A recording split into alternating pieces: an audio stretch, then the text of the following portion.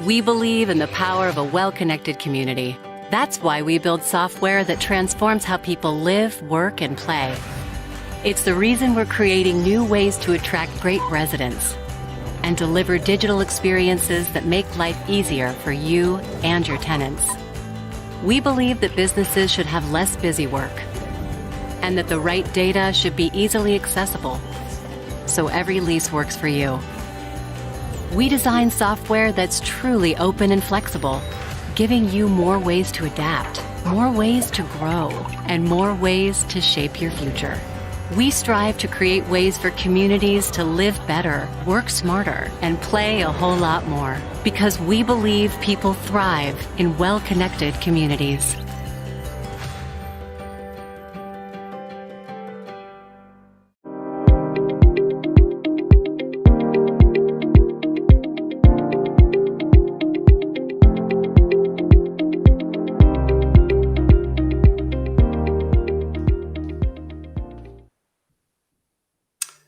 Hello, everybody, and welcome to this episode of Realcomm Live. We have got a great show for you today. We've got each year for our conference, we choose 3 chairs on the Realcomm side, 3 chairs on the IBCon side, and we choose some of the best leaders in our industry, not just the ones in the big companies. Those individuals are pushing innovation and are really willing to take risks. But most of the time, they're willing to share their experiences. This week we've got 3 novel folks. We've got Cecilia Li, Jeremy Poteet,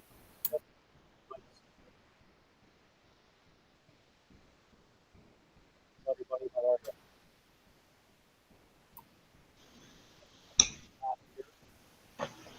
you? Hey, Jim. Hi, Jim. Hey. I think your audio is a little light, so you might have to speak a little bit.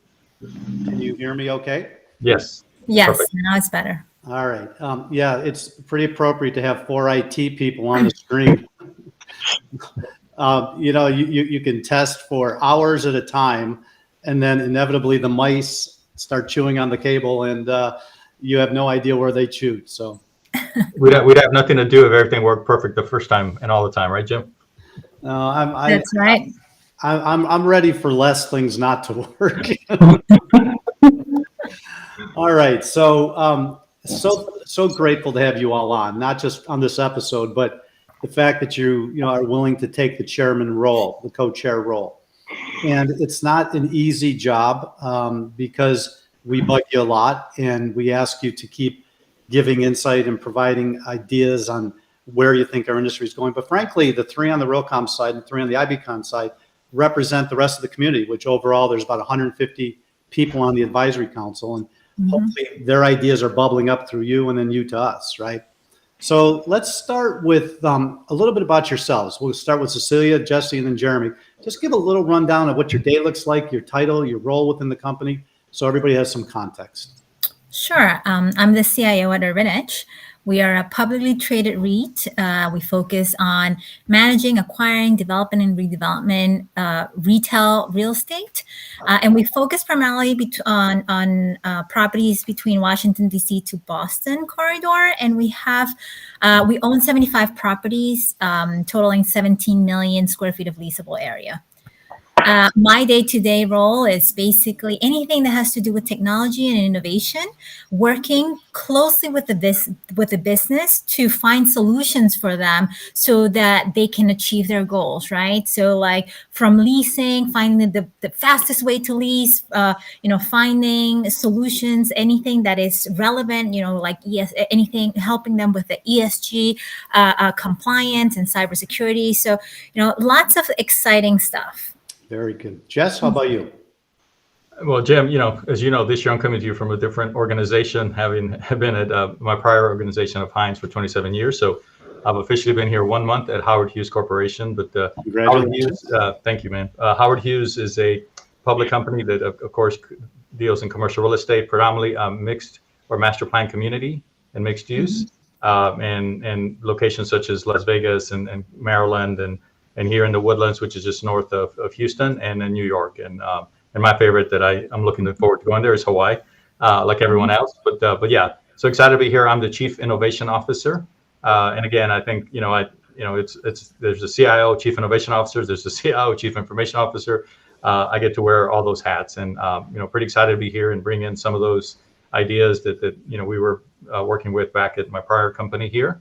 And so again, the day is really kind of reconstituting what we're trying to do here from a technology standpoint, and bringing big ideas from an innovation of how we can do and develop our master plan communities even better than they have historically. So I'm excited to be here and excited to be representing another organization.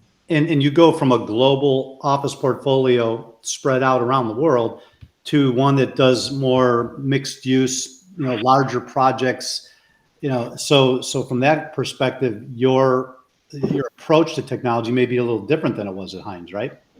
Absolutely. I mean, I think, we've talked about this in the past that as an IT leader, we all have similar problems. It's just scale, right? And so I think that, when I look at what I'm bringing here is I'm bringing that experience, but again, it's similar problems that we've all faced, and so how do we make the right decisions for this new organization?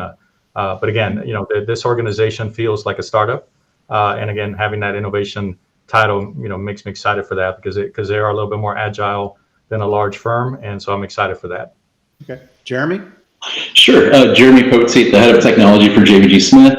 We're an owner, operator, and developer of high-quality mixed-use properties throughout the DC market, so wholly focused on a single region.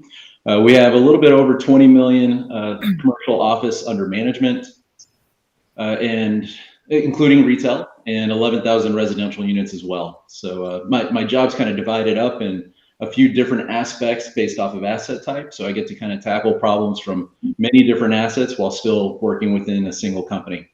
We have a little bit more than 1,000 employees focused on serving our customers. We have a strong focus on placemaking and creating vibrant communities throughout the DC market.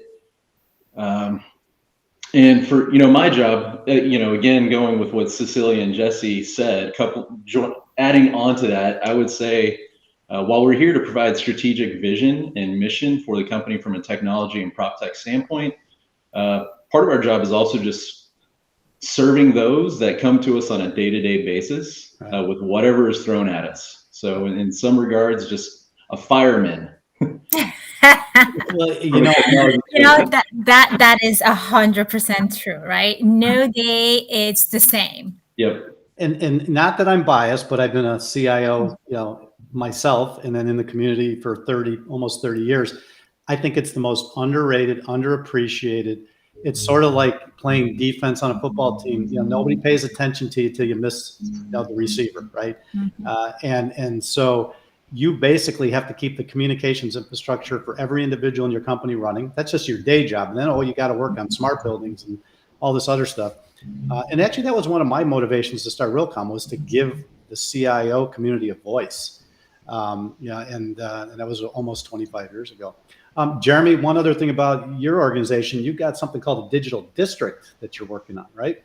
Yep, throughout National Landing, it's something that's very unique to us with the density, potential development density that we have there in that area. So we're thinking about new and creative ways to serve our tenants and our residents through forward-looking technologies. Okay. Yeah, and hopefully if we have time, we get a little detail on some of the stuff that you're actually seeing in that project. So, I want to kind of put the pandemic in the rearview mirror like everybody, but I think we, as we're coming out and around in the last turn, hopefully, can you give me 30 seconds on what did you learn from a real estate IT perspective? What was your biggest takeaway? Well, Jess, we'll start with you during the pandemic and moving into 2022. What did you learn? I mean, I've said this before, but I think speed is what I think created out of the pandemic. I think a lot of us, when we started the pandemic, wish we had tenant engagement apps already so we can communicate more broadly when, we're trying to convince people to come back to the office and educate them about that. We wish we had more sensors and technology around how do we, show folks what their spaces should look like coming out of the pandemic. And so I think we wish we had better data, in our environment. So I think for me, the big takeaway, and again, it was a tough situation, but the fact that we re-energized the industry with, we need speed. And I think that's what I'm learning from the pandemic, and the PropTech that is surviving is the one that gives you that speed and for the next, 20 years. Cecilia? Yeah, I mean, echoing what Jesse said, right? It's gaining speed and efficiency, right? Having the ability to do everything that you used to do in the office, right? Whether it's just to walk into somebody else's office with a piece of paper, now you have to digitize every single process, right? And so, I mean, it was somewhat the silver lining of the pandemic, right? It enabled us to move fast forward, right, and adopt technology to the point where the business would come to us and say, Cecilia, how can we do this? There's got to be a better way. And it was fantastic, right? So the speed at which we implemented technology and adopted technology with zero, I'm going to say almost zero complaints. It was very, very well received because they realized that all of a sudden they could do everything from work, right? I mean, I got a phone call from one of the real estate agents saying, Cecilia, I just wanted to thank you because I didn't realize I could do so much. I was going to ask you. So if you look back, the three of you were the ones who threw the life preserver to the organization to keep it running. Without you, the world would have stopped. So not just a thank you. Did you all get raises? and week vacations in the Caribbean, I hope. If anything, I think it re-energized that thought of continuing to innovate. So I think we have more work, which is great. Just people remembering our names was good enough. That was thank you enough. No. I've got more goals for our industry. Jeremy, how about you? What was your biggest takeaway? Nothing really particular to add. Cecilia really hit on a number of the points that I was thinking about, but also enabling our teams to service others from anywhere. So part of it is helping the organization and everybody that we work with and serve on a day-to-day basis work from wherever they need to, lease from wherever they need to, but also our own internal teams to be able to continue to interact and grow their careers, grow themselves during this time as well. Because, in some regards, some of these working models are continuing to remain in place. Right. Yeah. And they're only going to evolve. And we'll get to that in a second. I think, we're just a small, little organization compared to all of you. But what we learned was early on, April of 2020, when we hit that wall, the inclination was to pull the blanket over our head and go to sleep. But we decided to lean into the pandemic and explore the hybrid models, built studios in Denver, did hybrid events in Austin, New York, in theory, in the middle of a pandemic, all safely, by the way. And we learned that instead of running away, run into it. And boy, did we learn so much. And so to your point, Cecilia, it was a blessing in disguise or a silver lining, All right. So we're coming out, you got some things done during the pandemic. You got some new heightened awareness by executive leadership on the value of what you all do. We'll start with Jeremy. What are you going to wrap up for the rest of 2022? Yeah, sure. From our end, with the developments that we have in the pipeline and that are ongoing ground up residential construction, a lot of our focus is on maximizing and streamlining our prospective resident experience, both digital and physical. So we have a number of initiatives within the organization where we're focused purely on that. And of course, there's some of the other things that everybody's tackling the ongoing, such as cybersecurity maturity. And then a number of us are going through the process for ESG and SEC reporting preparedness. Yeah, lots of, I call it defense. Unfortunately, I like more offense, end user experience, building automation, efficiency, energy savings. ESG, I guess, would fall under that, but feels like, we've been playing, defense a lot in the last 24 months. And I'm looking forward to when we can, get back to the 80-20, 80% offense, 20% defense. Jesse, how about in your new role? Have you got it figured out what the rest of 2022 looks like yet? Sure. Just took me a week. That's all. No, it's still evolving, but I think, again, going back to what Jeremy said is being able to take a look at how do we create a better experience. And I think, again, maybe going back to the previous question, coming out of this, there's a renewed focus on our visitors, our tenants, our residents. And I think it's something that we kind of maybe took for granted for a lot of years. And so I think that's the big focus that Howard Hughes has as well, is how do we, when we build these master plan communities, how do we make sure that folks feel more engaged, more connected, they want to continue to stay here. As we look at new projects like the one outside of Phoenix, that's 37,000 acres of fresh land that we're going to build the next big city over the next 50 years? How do we start creating innovation around that mindset? So I think that's going to be taking us through the end of 2022. Just how do we get the ball rolling? Phoenix. I'm sorry? In Phoenix or Las Vegas? Well, outside of Phoenix, Howard Hughes last year acquired 37,000 acres that they're going to redevelop into the next, what I call the next Woodlands master plan community. Well, then you and Jeremy got a lot to talk about digital districts. And by the way, we were just on Lake Nona yesterday. We finalized the tour. We're going to be doing a tour at the conference. We got them speaking at the conference. We're going to be able to, see autonomous buses and, all this, view windows and hotels that turn on and off. And so we're pretty excited about that. And Jeremy and I are frenemies. We're frenemies, and so we gotta share, but not too much, right, Jeremy? We have to keep strategic advantages over each other. With the speed the world's moving, don't even go there. Cecilia, how about you for 2022? Look, we have lots of projects happening right this minute. It's similar to what Jesse and Jeremy already said, right? Cybersecurity, ESG initiatives with all of the new SEC proposed rules. How are we prepared? Preparing ourselves, right? And then continue to enhance and automate our back office technology, right? Because that's just like a never-ending topic. And with new technologies, how do you continue to stay relevant and be, top of the game? But there's one example, an area of focus and excitement right now for us is around business intelligence, where we're providing the business with like timely and accurate information with a visual format, right?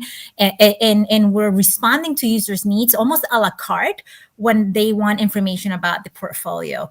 Right. So that's really exciting. And, I can talk plenty of that because we've really solved big problems, right?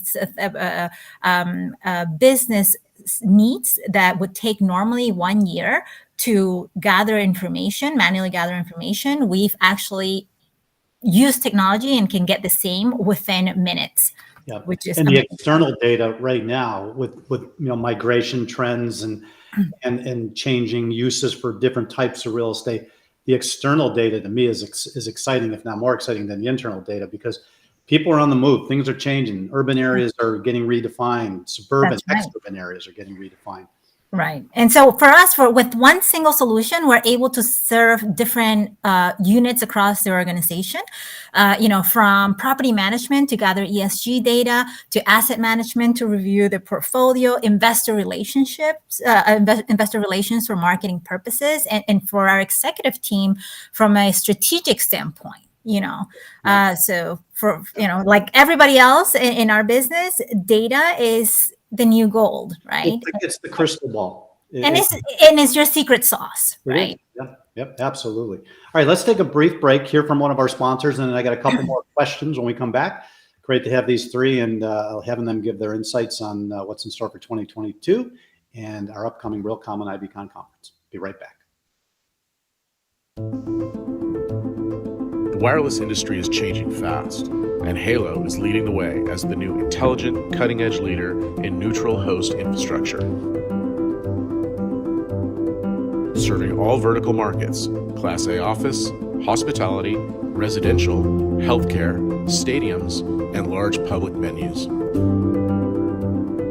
Delivering state-of-the-art technology solutions with future upgrades to accommodate the highest demands of mobile users and new 5G applications.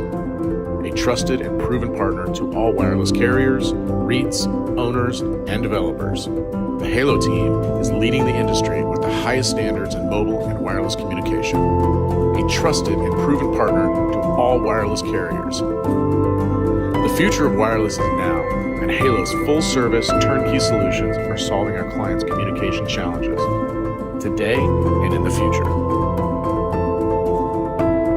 Halo, connecting the wireless world.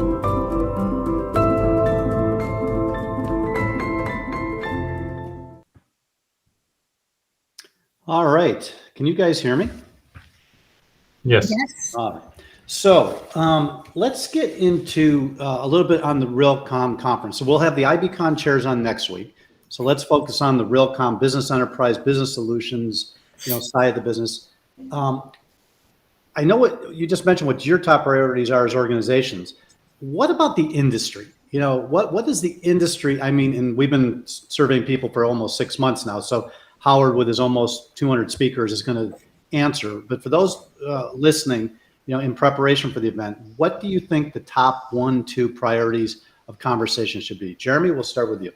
Yeah, sure. I think a lot of us are commonly faced with how to do more with less. And I think that's one of the great things that Realcomm provides is a number of different sessions for all of us to walk into and learn and see what others are doing that accomplish exactly that. So Cecilia was just touching on data and analytics and process automation. Those are always key topics that get addressed throughout Realcomm. And I think besides that, also, how do we keep our assets safe from a cybersecurity perspective and partnering with our on-site teams? I know, Jim, that's something that we've kind of talked about in some of our pre-calls, is bringing people together and having those interactions while at the conference. Yep. Cecilia, how about you? The pandemic has given the people the opportunity to rethink their work-life balance. And so we'll talk a lot about, hybrid flexible workspace and the digital future of work. We're going to talk about air quality and wellness, and with everybody working remote and all this technology that's available, cybersecurity, right? It's not just about what is cybersecurity, but how can we prevent and develop effective programs to protect our organizations. Yeah. And I think another topic that is super relevant right now is the ESG, right? So there's going to be a lot of topics around smart buildings, IoT devices, energy. It's going to be very, very exciting with over 200 plus speakers, I believe. So it's really going to be overwhelming. I mean, it's almost overwhelming, all the things that the three of you and your peers are responsible for. There's a lot to consider. Jess, how about adding to what Jeremy and Cecilia? Yeah, absolutely. Exactly what they said. I think for me, Cecilia touched on it, is it's a great opportunity for IT professionals. We really, all our teams, and I say teams, we all rose to the challenge, getting to the pandemic. People are reevaluating where they are in their careers and their lives and the importance of quality of life. And I think for me, the other thing that's very important is, as you mentioned, the number of partner sponsors that we have attending. To me, it's even more important to have those relationships, partnerships, really understand how do we staff our teams. Jeremy said, do more with less. We're really counting on our trusted partners and advisors. And so how do we create those connections, those relationships during the conference? I think it's huge. I believe we're allocating more time now for folks to have more networking with our partners and sponsors. So I think that's important as well. Jesse, in about 3 or 4 weeks, we're going to have a call with all the sponsors and exhibitors. We do it kind of as a prep to the conference and kind of give them guidance. I would maybe like to see if we can get you to join us for maybe 10 minutes and let you talk to the vendors about how they should interact with you, question, partnering, don't sell us, listen, if you could take maybe 5-10 minutes and represent the end user community on that call, I think that'd be very helpful. Anytime, man. I mean, I think that's, what's made a lot of us successful is we've always had, small budgets, limited budgets. We've had to count on partners, external partners. And I know a lot of folks, including Jeremy, came from outside parties and ended up in this role. So how do you continue to foster those relationships? So count me in anytime. And I believe Cecilia and Jeremy would be just as excited as well. From our perspective, what I've been trying to accomplish, especially coming out of the pandemic, is 2 things. We have multiple stakeholders, manufacturers, vendors, solution providers, corporates, commercial, consultants, investment management. I mean, we got, integrators, and they all come and they seem to kind of clump together with their groups, and they don't know that their resources, the ones they're going to need to call next week to make things happen, are literally sitting next to them at lunch. So, and we've talked about this at length. How do we get everybody to know each other, get past the comfort zone of your own groups? And then the second thing is, because there's so many things, how, bring your teams, bring a couple extra people, because, you may be focusing on topics A, B, C, but D, E, and F that you didn't get to, they're going to be on your list soon, right? And there's so much intellect in that collective room that I just wish we could, literally copy and paste it, because that's right. That's right. With the convergence of IT development and property management, I'm really pushing my team outside of their comfort zone and explore, right? Talk to the peers, talk to the vendors. And like, to me, similar to what Jesse said, talking to people, to our peers, vendors, and other professionals, right, in the industrial real estate industry. It's about use cases. Hey, what is it that you did that was successful?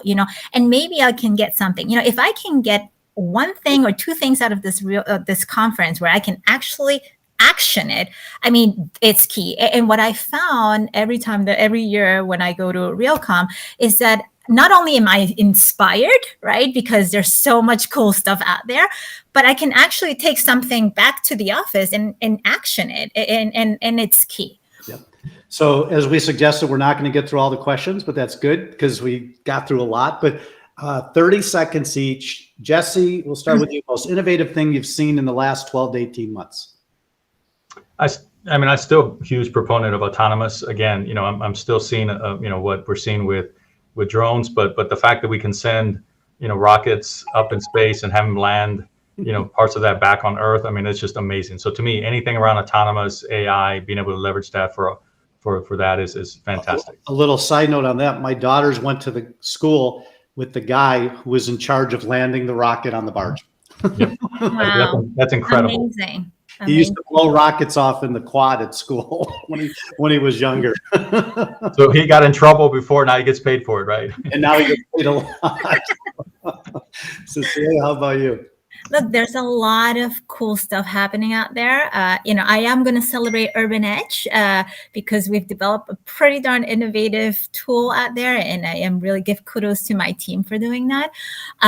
But there's a lot happening around the whole metaverse. That is a whole new world. And part of the thing is, how are we in our world, in real estate, how is that going to impact our world? Yep. I was going to say mine for them, but I'm going to lay right on top of that. The metaverse a year ago was confusing to me, kind of vague, just like Google Earth was, in 2000. Every day the metaverse is getting, and the relationship with real estate is getting clearer and clearer in my head. We're going to talk about it a lot. We're going to demonstrate some stuff. And there is a relationship, I believe, between physical space and the online world, that if a building owner operator figures it out, competitive edge like you won't believe. Yep.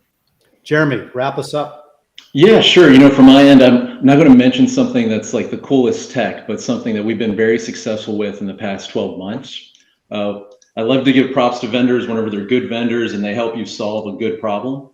So one of the cooler things that we've done recently is implement Meet a Lease on the residential side, which is a conversational AI tool integrated with Yardi CRM, and it assists and answers prospective resident questions and books tours without needing a human to do any of it. Wow. Very cool. Yeah. So, the tech innovation continues and it's exciting. So we ran over a little bit, but I'm sure Howard will take care of it with the news. I can't say thank you enough, not just for today, but for your, agreeing to be co-chairs for the event. Your insight has really been helpful. We'll be on the phone with you still in the next couple of weeks as we wrap things up. It's coming together nicely. And again, thank you so much. We really appreciate it. Thank you for having us. Have a good guys in Orlando. Yep. Be well. All right. Let's bring Howard on, and he's going to give us a little weekly news update. Howard, I was watching. Saw that we were going over a little bit, but I figured you would bear with us. Jim, we just lost your audio a little bit again. So take me away and go to the news. I'll take it. Thanks, Jim. Thank you, Jim, and thank you, Cecilia, Jesse, and Jeremy. I really, honestly, I feel really fortunate to be working with such a creative, passionate, energetic group of Realcomm chairs this year. These chairs, their contribution to the conference development process were huge. And I think the end result is we're going to have one of the best conferences ever. So thank you, Cecilia, Jesse, and Jeremy. Now on to the news. I'm going to recap a couple of stories from the week. Lead Stories Part 2 of a series on AI and commercial real estate by Sandeep Dave. He's the Chief Digital Technology Officer at CBRE.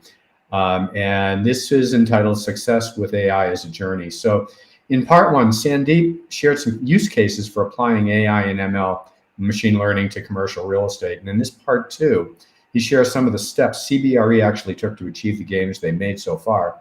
So I'm going to run through the high points really quickly. So the first one, start with the end in mind. Have clear goals, work back from there. Number two, building great technology starts with talent. You need experienced talent. You may need to go outside the organization to find it. Three, getting returns requires focused investment and adaptability. Do not underestimate the effort involved to get to the end zone. Four, never underestimate the power of accurate data. You need a solid data model for accurate enterprise data. No amount of AI is going to give you good results if you feed it bad data. And five, and last, continue growing and transforming. It is definitely an AI initiative, definitely a marathon, not a sprint. In short, great article. Thank you, Sandeep and the CBRE team. Next, an article comes from this week's tech partner, Rahul Baimi, Chief Business Officer at View Inc. And it's asking the question, what does it take to make a building smart?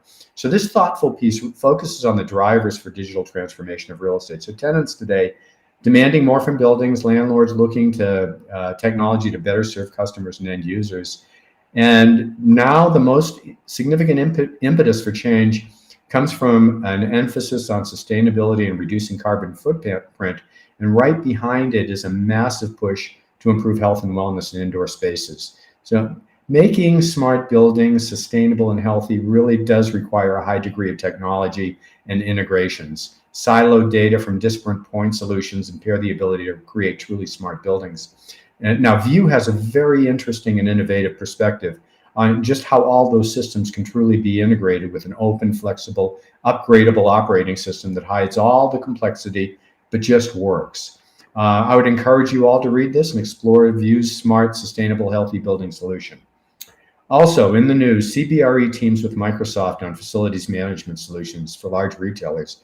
So these two giants have teamed up to provide an enhanced, differentiated suite of technology offerings, primarily focused to large retailers. The collaboration unites CBRE, the world's largest real estate facilities management company, with Microsoft's growing Dynamics 365 field services platform. This is going to mean a better connected experience for everyone, access to real-time remote expert support, application of IoT and AI, the optimization of field service operations with intelligent automated workflows, work order bundling, seamless integrations with smart building technologies, and more, said Bill Hayden, Global Sector President at CBRE Global Workplace Solutions.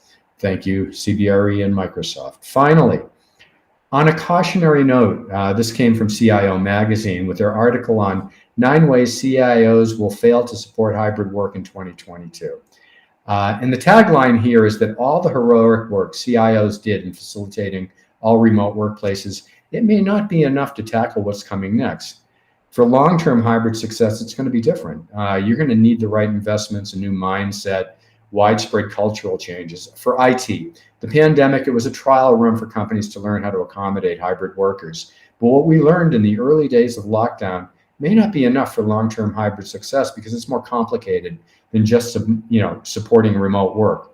When everyone's remote, the dynamics are clear. We just all use digital methods to collaborate. But then you start returning to the office and it opens up scope for new challenges. All of a sudden, people get frustrated by calendars filled with Zoom calls, and remote workers may feel frustrated when in-office employees revert to 2019 behaviors like scribbling on whiteboards. So this great article articulates some of the ways IT leaders may fail to smooth the transition to the hybrid work future, but also touches on what they can do to ward off those problems. I think we are at the first inning of the first game on hybrid. I agree. I think the connecting the physical and the virtual, much of which the metaverse talks about, where you go into a meeting room in a three-dimensional environment and there's people in the room, people coming in from all over the world. The sound works, right? All these little technical issues that continue to plague us, they got to get fixed. They got to go away. It's got to be seamless. But I think we are starting to see, at least I am, what the metaverse means to the real estate industry in a meaningful way. So it's gonna be fun. There'll be a lot of behaviors that we'll need to really address. And I think it's going to be, we have a learning process ahead It of is us. not your daddy's or granddaddy's office building anymore. No, it's going to be different. Yeah. Howard, thank you. Great job as always. And we'll see you next week. Thanks, Jim. All right. Before we wrap the show, let's hear from one of our final sponsors and come back and I'll tell you what's in store for next week. To invest millions in today's market, your deal team can't rely on emails, spreadsheets, and physical documents. Let's go from offline to online and make data your competitive advantage with DealPath. As your command center, DealPath streamlines deal flow from pipeline to portfolio management, empowering you to realize operational efficiencies, grow top line, and uncover the most profitable opportunities. Built by real estate experts, chosen by market leaders. The industry's most trusted real estate deal management platform, DealPath.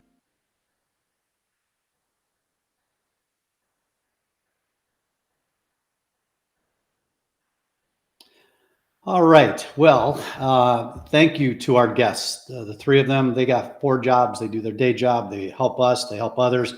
Some of the most giving people in our industry and smart to boot. So next week, we're going to continue the conversation with our co-chairs, this time on the IBCon side. We're going to have Kathy Farrington from Google, Thano Lambrinos from Quadrille, and Victor Sanchez from LinkedIn. Not just, again, good logos, good names, good companies, but smart people, but most importantly, willing to share. They have had success, and they've led us in a great way with the topics for the IBCon side of the conversation. And you're going to be entertained. They're great people. Thano and his humor is going to keep us engaged. And we look forward to next week's show, and we hope you join us. And you have a great day and a great weekend as well. Be well.